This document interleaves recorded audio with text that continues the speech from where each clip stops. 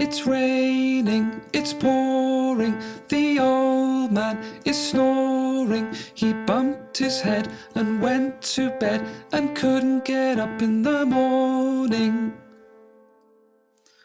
Poor old man.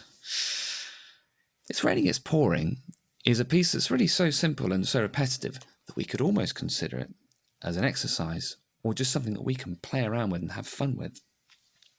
In this example, I suggest you should try using 2 fingers in the right hand and 1 finger in the left, like this.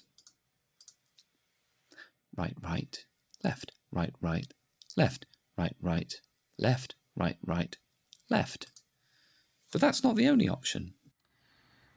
How about we take one hand, we could try doing fingers 4, 3 and 1 in the right hand. 4, 3, 1, 4, 3, 1, 4, 3, 1, 4, 3, 1, and just repeat that pattern, perhaps. The song still works if you just repeat. You could try 1, 2 and 4 in the left hand.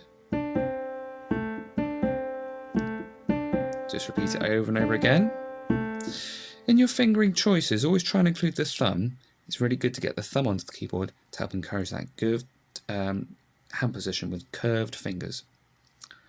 We could try some different notes. How about here on A, G and E?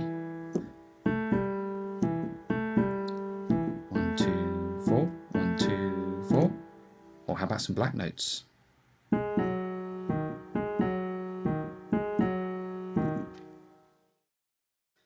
So there you have it. Is raining, it's pouring a very simple piece, or is it an exercise? Is it something that we can play with? Be creative, play around, try using all your fingers, and have fun.